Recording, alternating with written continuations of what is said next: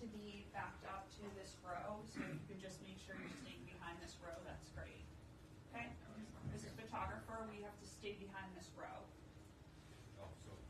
Just move back a little bit, yeah. Just move back a little bit. Thank you.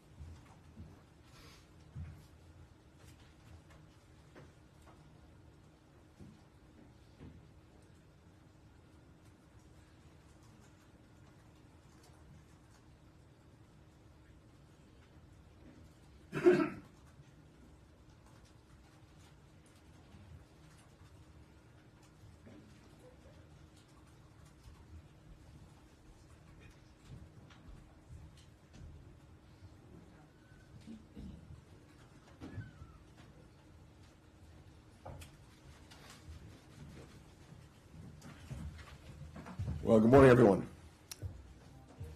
When President Biden took office, he promised to deliver for the American people by reinvesting in America's greatest sources of strength.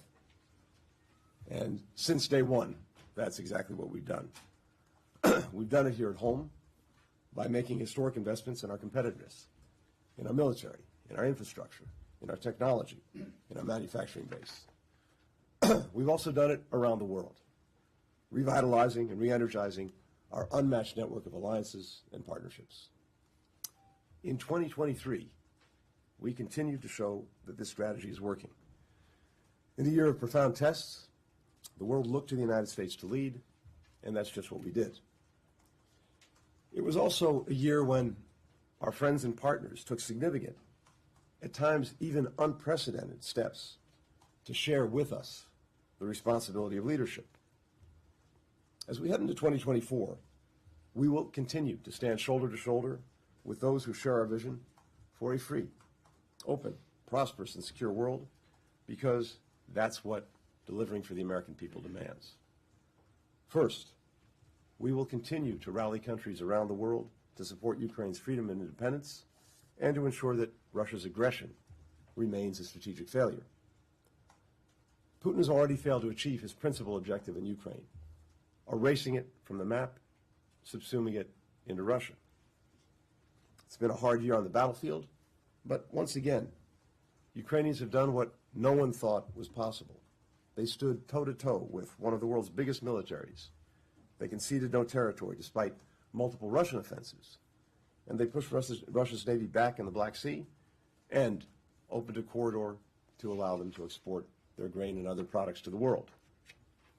Russia is weaker militarily, economically, diplomatically.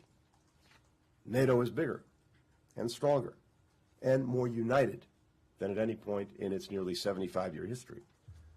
This year, we added our 31st member of NATO, Finland, and Sweden will join soon, bringing even greater potency and capability to our defensive alliance. International support has been critical to Ukraine's success. Europe has contributed more than $110 billion to Ukraine, compared to about $70 billion from the United States. So we have, with Ukraine and in Ukraine, maybe the best example of burden sharing that I've seen in the time that I've been engaged in these issues. Just last week, the European Union also agreed to start accession talks with Ukraine. Japan, Korea, Australia, others in the Indo-Pacific, they've stepped up too, from helping rebuild Ukraine's energy grid to providing major military and humanitarian assistance. Like us, they know that supporting Ukraine is vital to showing would-be aggressors everywhere that we will stand up to those who seek to redraw borders by force. Our support hasn't just helped Ukrainians. 90% of the security assistance that we provided to Ukraine has been spent here in the United States, benefiting American businesses, workers, communities, strengthening our nation's defense industrial base. President Putin has boasted in recent weeks that, and I quote, Ukraine has no future. He thinks his strategy of waiting us out while sending wave after wave of young Russians into a meat grinder of his own making will pay off. On one and only one point, I agree with Putin. America's ongoing support is critical to enabling Ukraine's brave soldiers and citizens to keep up their fight, to ensure that Russia's war remains a strategic failure, and to continue helping Ukraine move toward standing strongly on its own 2 feet, militarily, economically, and democratically. Putin is betting that our divisions will prevent us from coming through for Ukraine. We have proven him wrong before. We will prove him wrong again. Second, we will continue to engage with China from a position of strength. Our partnerships in the Indo-Pacific have never been stronger. In 2023, the President held his historic summit at Camp David with Japan and the Republic of Korea, cementing a new era of trilateral cooperation. We're working with the United Kingdom and Australia to produce nuclear-powered submarines. We launched new comprehensive strategic partnerships with Vietnam and Indonesia, a new defense cooperation agreement with the Philippines, new trilateral initiatives with the Philippines and Japan, new embassies in the Solomon Islands and Tonga. We've deepened our partnership with India. We've elevated cooperation through the Quad with India, Japan, Australia. The United States is more closely aligned than ever with the G7, with the EU, with other allies and partners on the challenges presented by Beijing. And we're working together to address them. We're deepening cooperation and coordination between NATO and our Indo-Pacific allies. These efforts have allowed us to engage more effectively when tackling areas of concern, like China's coercive trade and economic practices, peace and stability in the Taiwan Straits and the East and South China Seas, and human rights. At the same time, our efforts to restore high-level diplomacy, starting with my trip to Beijing in July, have allowed us to take practical steps to reduce the risk that competition veers into conflict, as well as to make progress on issues that matter in the lives of our fellow citizens. That was on full display when President Biden met with President Xi last month and made tangible progress on issues that matter to Americans as well as to people around the world. We secured China's cooperation on reducing the flow of precursor chemicals that are fueling the synthetic drug crisis. We're restoring military-to-military communications at all levels to reduce the possibility of miscalculation and conflict. And we've agreed to discuss risks and safety around artificial intelligence. I look forward to continuing these discussions in the year ahead. Third, we will keep shaping and leading coalitions to solve the problems that demand working together with others for the good of our people and for people around the world.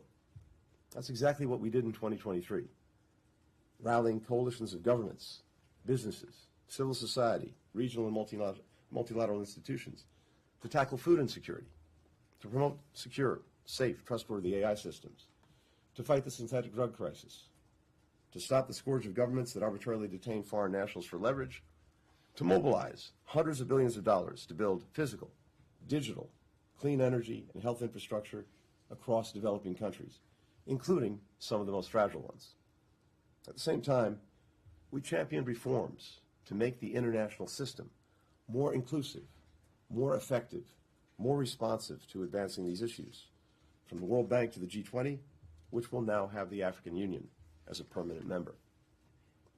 On every one of these priorities, and on many others, delivering for the American people means improving the lives of people around the world. The reverse is also true. Leading on these global challenges is good for Americans.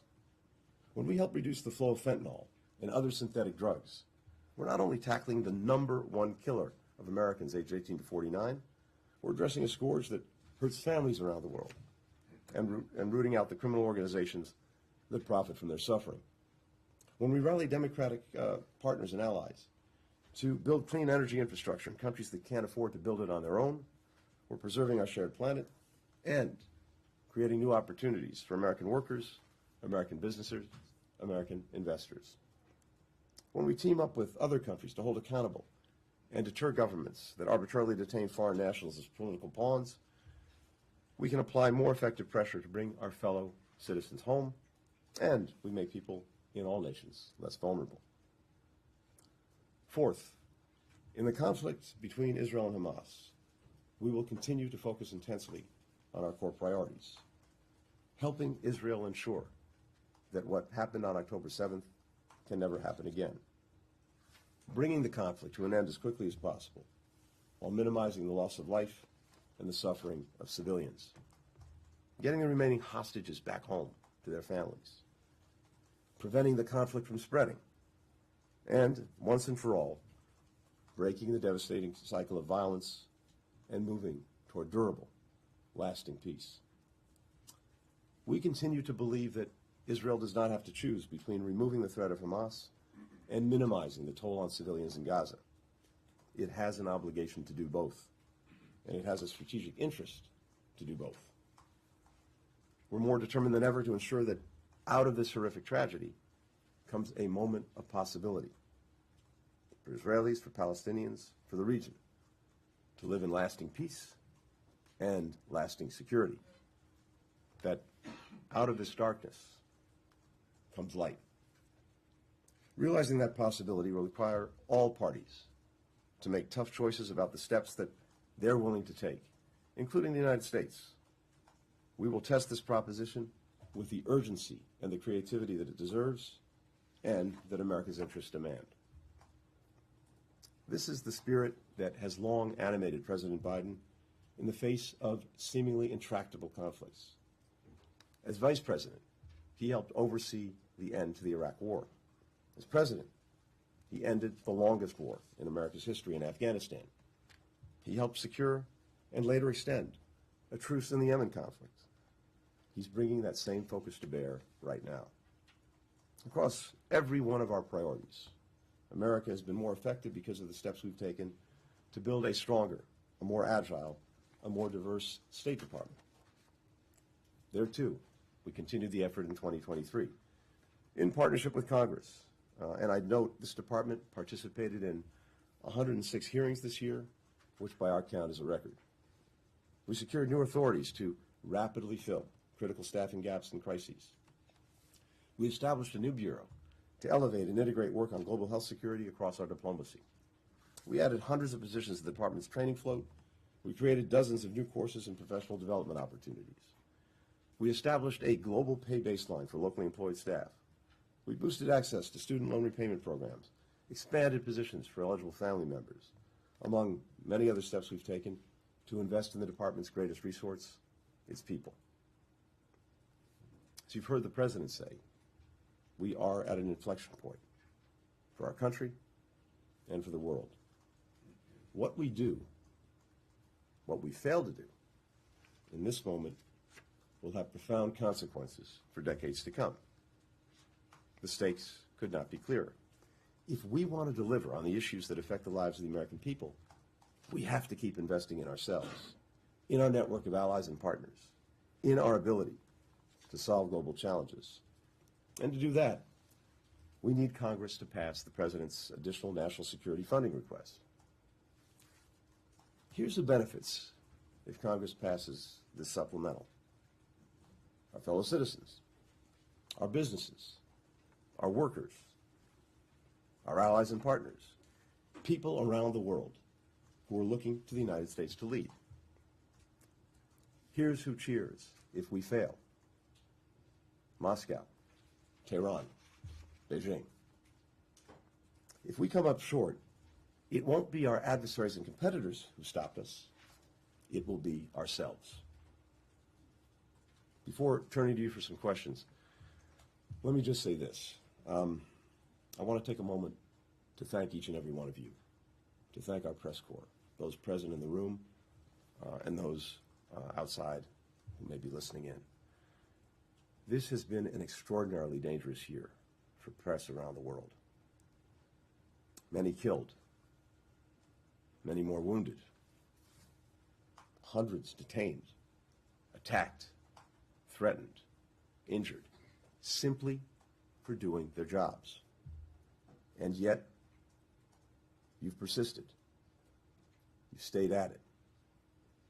And I am immensely grateful for that. To all the reporters here today, with whom I've clocked a few miles this past year, your relentless efforts to ask tough questions, often multi-part, and get accurate, timely information to people around the globe is a true public service. It's vital that you continue to do that, because it's so important to everything that all of us care about. Informed, engaged citizens, truth, accountability, democracy. And you do it in a way that humanizes people in an ever more dehumanized world. So, I'm profoundly grateful to you for the work that you do, even if I don't always show it. With that, happy to take some questions.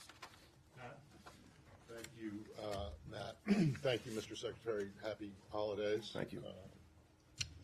I know that this is intended to be a kind of 30,000-foot view, year-end review, but I have to ask you about two issues of the day, pressing issues of the day. One, what can you tell us about the deal that's been struck with Venezuela to release detained Americans? And two, at the UN Security Council, maybe right now, if there hasn't been another delay, or soon, there will be a vote on this Israel-Gaza resolution. What will it take, or what does the United States need to see in such a resolution for it not to veto it? And if that can't be done, and you end up vetoing it, aren't you not concerned that the number 3 priority that you mentioned in your opening, the coalition building, will be damaged, very badly damaged? The U.S. is already isolated internationally on this issue, and another veto won't, or aren't you not concerned that another veto will further isolate you? Thanks. Thanks, Matt. So, on Venezuela, let me say first this, and you've heard me say this before, we have no higher priority than doing everything we possibly can to bring our fellow citizens out of harm's way, to make sure that they're safe and secure if they get into trouble in one way or another overseas, including if they're arbitrarily detained. And as you know, we have secured the release over the past couple of years of nearly 3 dozen Americans who were arbitrarily detained. That is work that continues every single day in any place around the world where Americans are being wrongfully imprisoned or detained. So this has been a priority for us broadly. It's also been a priority when it comes to Venezuela.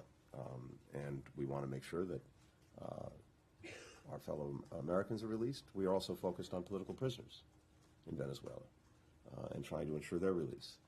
So what I can say in this moment is this. We have a lot of work going on both of those fronts right now, and we hope to have some good news to share probably later today. But for now, that's what I can share with you. On the UN Security Council vote, you're right. This is going on as we gather here. We continue to engage extensively and constructively with a number of countries to try to resolve some of the outstanding issues in the Security Council resolution.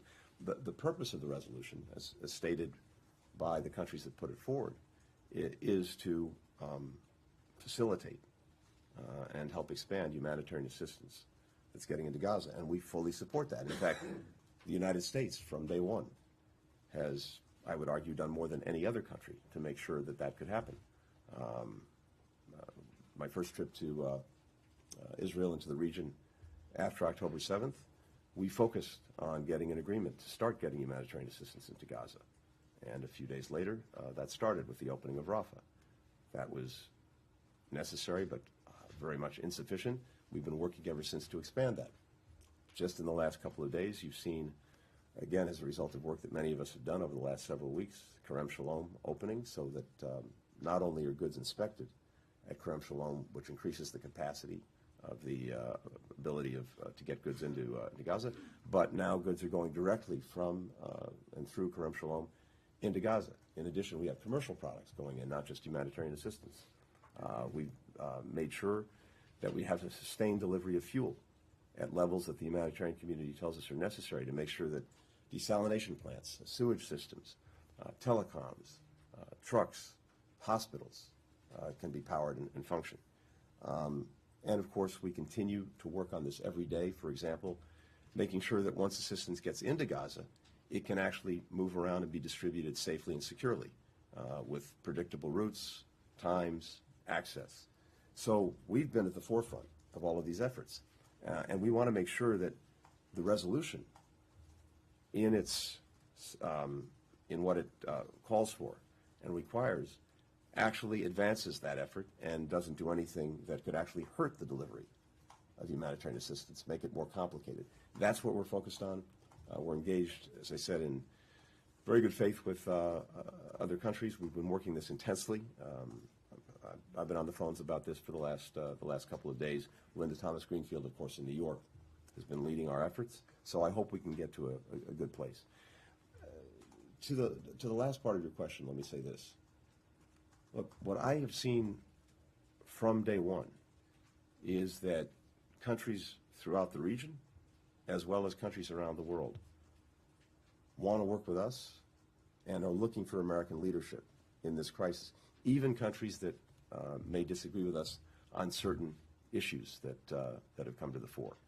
That's been a common refrain. I've been not only in the region multiple times and traveled to not just Israel, but to virtually all of our Arab partners and others, including Turkey.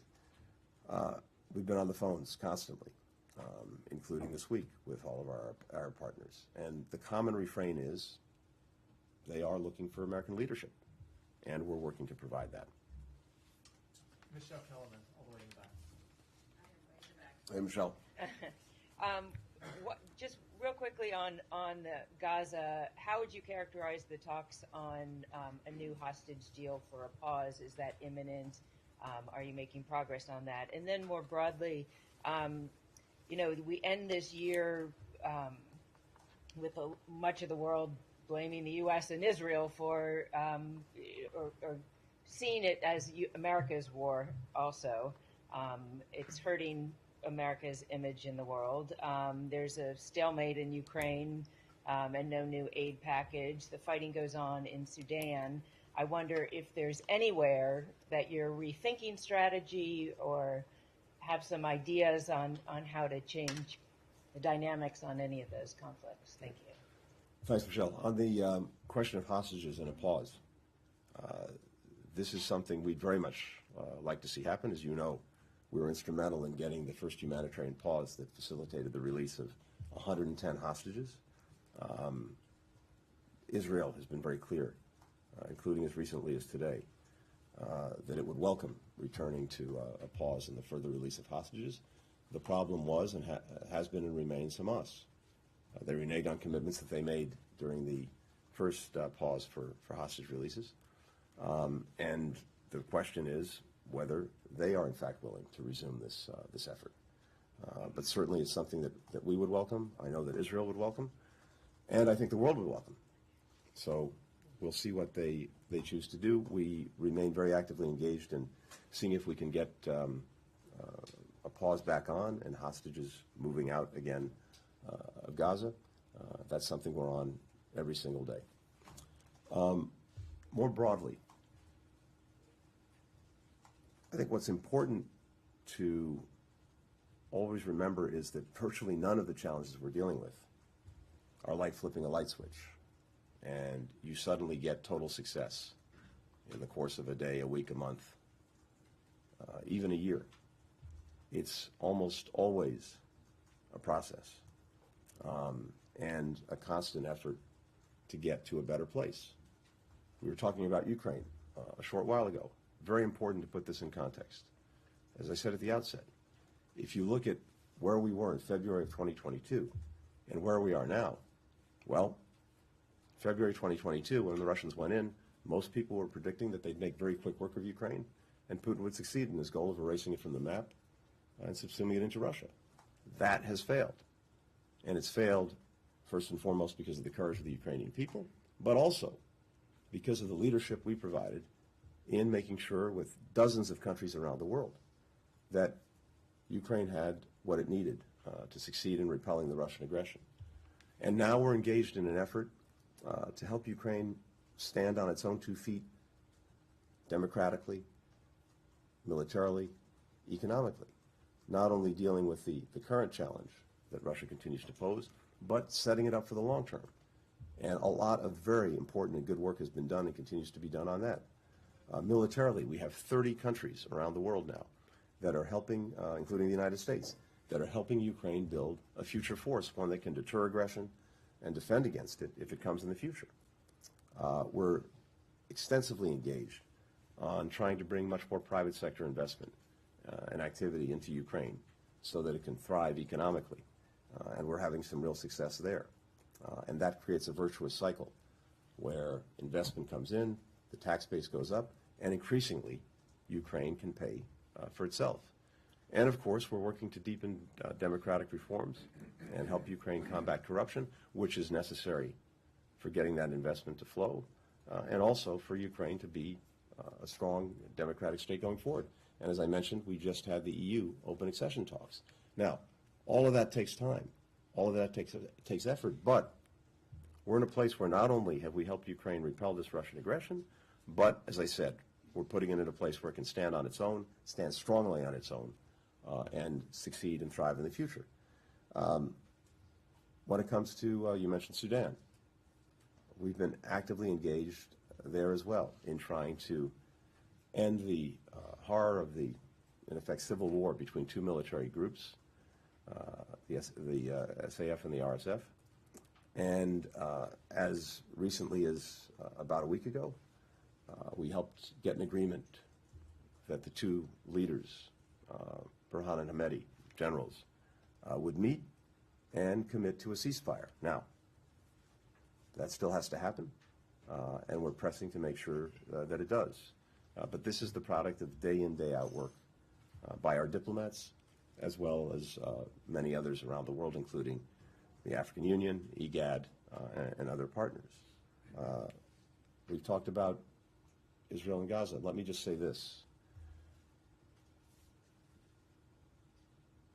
We believe that, as we said from the outset, Israel has not only a right but an obligation to defend itself and to try to make sure that October 7th never happens again. Any other country in the world faced with what Israel suffered on October 7th would do the same thing. We've also said, and we've been very clear, that how Israel does it matters, and matters tremendously. And there, too, we've been very deeply engaged with them to maximize protections for civilians, to maximize humanitarian assistance, to minimize harm to people in Gaza. One of the things that's striking to me is that, understandably, everyone would like to see this conflict end as quickly as possible. But if it ends with Hamas remaining in place and having the capacity and the stated intent to repeat October 7th again and again and again, that's not in the interests of Israel. It's not in the interests of the region. It's not in the interests of the world. And what is striking to me is that even as, again, we hear many countries urging the end to this conflict, which we would all like to see, I hear virtually no one saying, demanding of Hamas that it stop hiding behind civilians, that it lay down its arms, that it surrender. This is over tomorrow if Hamas does that. This would have been over a month ago, 6 weeks ago, if Hamas had done that.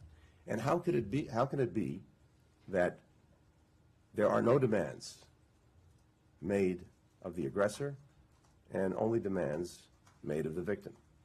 So it would be good if there was a strong international voice pressing Hamas to do what's necessary to end this. And again, that could be tomorrow.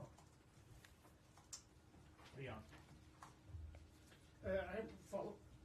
Sure. Oh, there you are, Leon. I was looking for you. Right there. Sorry. Thank you.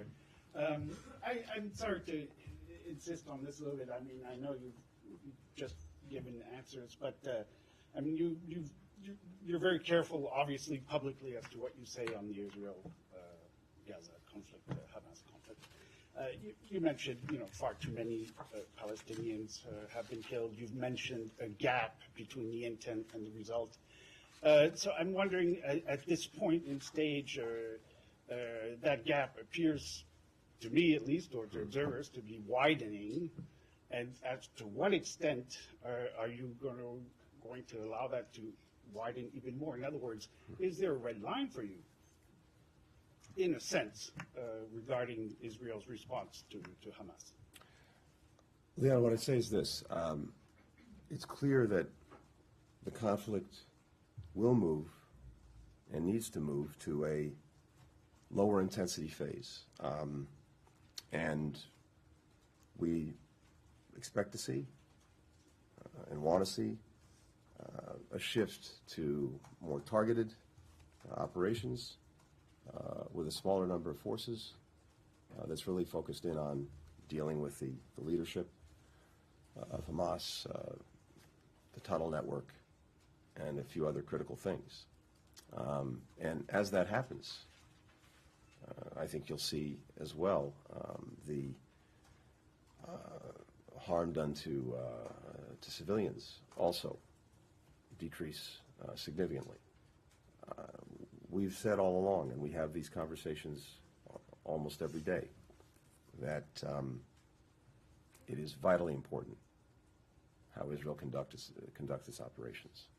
Again, with a focus on protecting civilians, minimizing harm to them, maximizing assistance getting to them.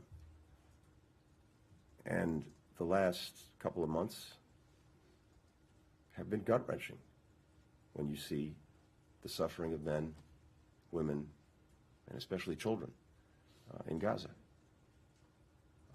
That affects each of us. Well, let me speak for myself.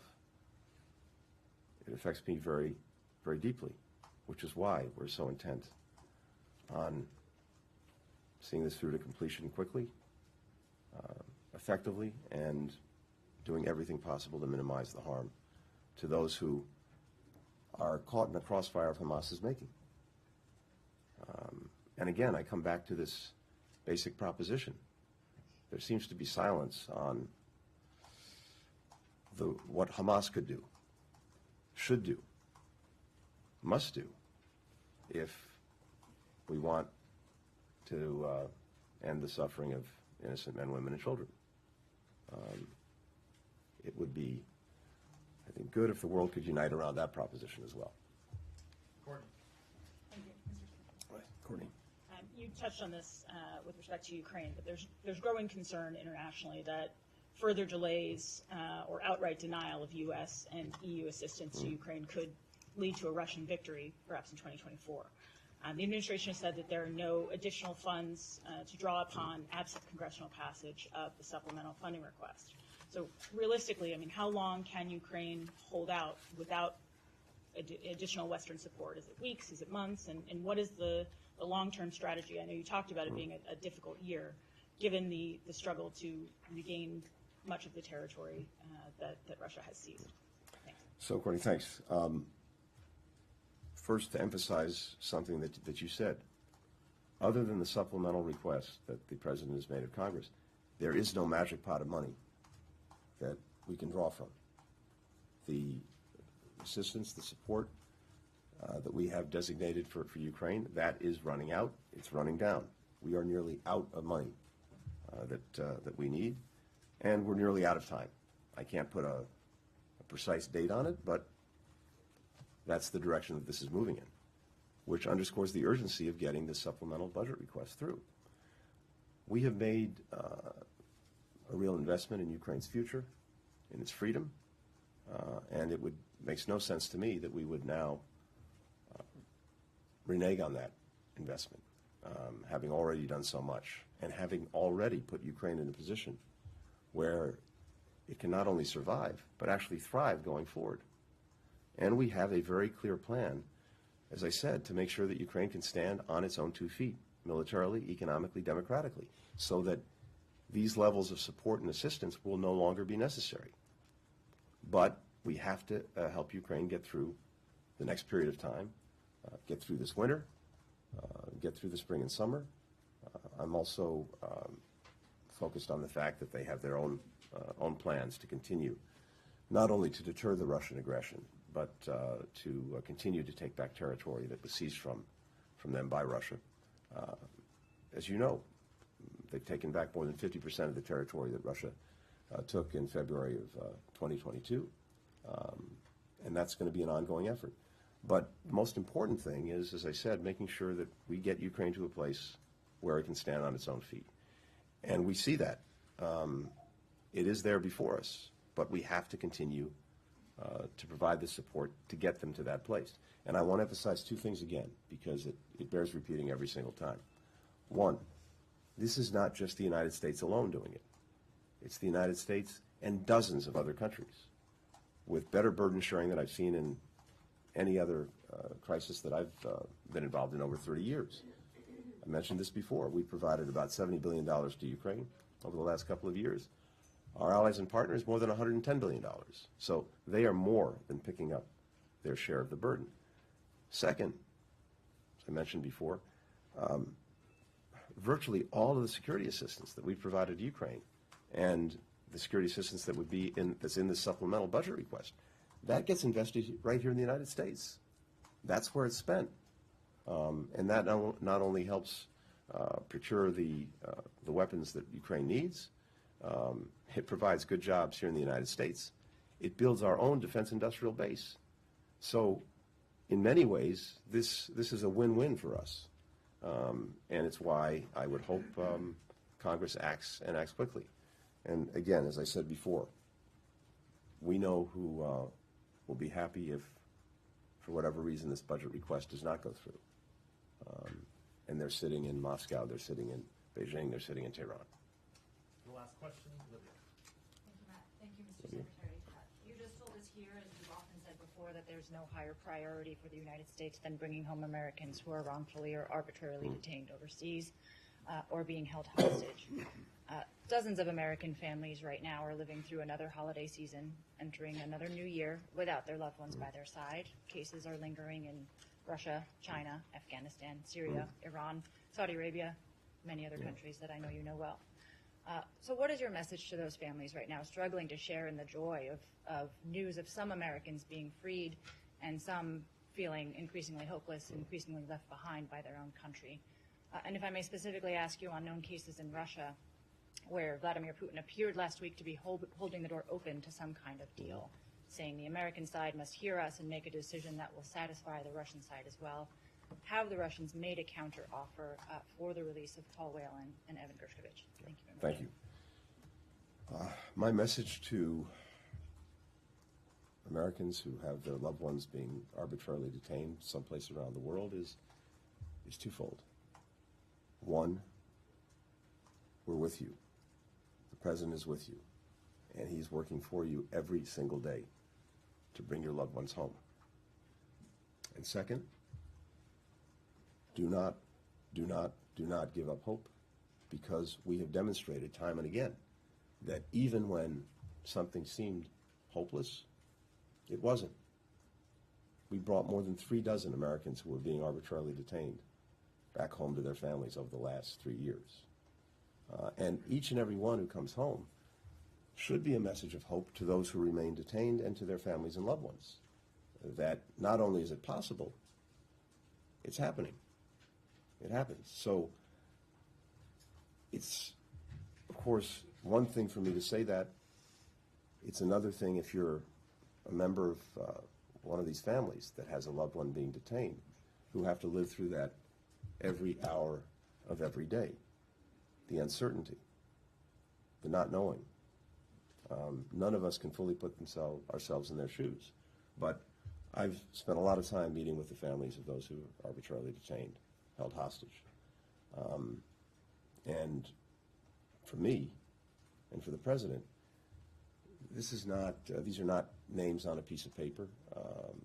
These are not numbers. They're real people, real families,